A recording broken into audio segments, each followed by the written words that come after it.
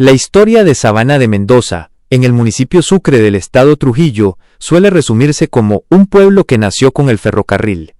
Sin embargo, la historia real, esa que no siempre aparece en los libros escolares, es mucho más profunda, marcada por pleitos territoriales, desplazamientos forzados por la naturaleza y un pasado indígena borrado. Aquí te cuento lo que pocos saben y lo que no se suele decir. 1. El mito de la Fundación VS. ¿El poblamiento real? La mayoría cree que Sabana de Mendoza nació el 1 de junio de 1887, pero esa es solo la fecha legal de su poblamiento. La realidad es que el lugar ya tenía nombre y habitantes siglos antes. Lo que no se dice, el nombre Sabana de Mendoza, proviene de un litigio de tierras que duró años, desde 1673 hasta 1680. El capitán Juan Pacheco de Mendoza ganó un juicio ante la corona española para quedarse con el sitio denominado Los Vitichas, la partida de nacimiento olvidada. Jurídicamente, el lugar fue reconocido como asentamiento poblacional en 1673, pero como era una zona de encomiendas y hatos, se ignora esa fecha para dar protagonismo a la era republicana. 2. El pasado indígena silenciado, los Vitichas. Casi nadie habla de los habitantes originales. Antes de ser la Sabana de los Mendoza, era el territorio de la etnia Viticha.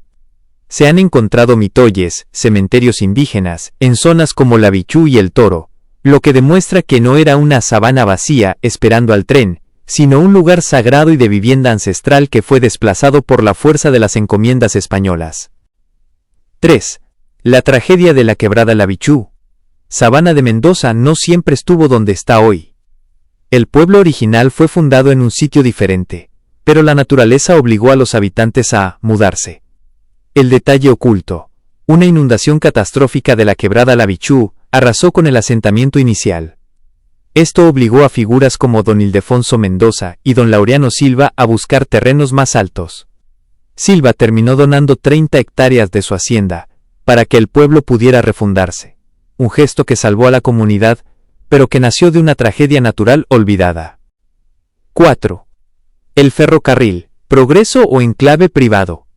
Se dice que el gran ferrocarril de la Ceiba trajo la civilización, pero lo que no se cuenta es que Sabana de Mendoza funcionaba casi como un estado independiente, controlado por intereses comerciales extranjeros y élites locales. Lo que no se menciona. La llegada del tren en 1887 convirtió al pueblo en un centro de transbordo donde empresas como Bolton y Broker Company dictaban las reglas económicas, por encima de las autoridades municipales de Trujillo. El pueblo era, en esencia, un puerto seco privado.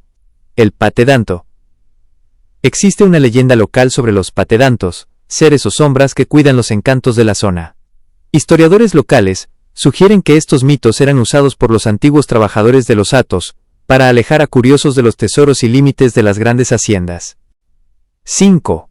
El origen del nombre Sucre. Aunque hoy es la capital del municipio Sucre, el pueblo luchó mucho por su identidad. Durante mucho tiempo fue simplemente un apéndice de Betijoque. Su crecimiento fue tan explosivo gracias al comercio del café que bajaba de los Andes, que terminó robándole la relevancia política a los pueblos vecinos, generando rivalidades históricas que aún se sienten en la política local. Dato curioso adicional. Sabana de Mendoza fue uno de los pocos lugares en el interior de Venezuela que en el siglo XIX ya tenía una visión cosmopolita, recibiendo inmigrantes italianos y alemanes que venían por el negocio ferroviario, algo muy inusual para un pueblo del Bajo Trujillo.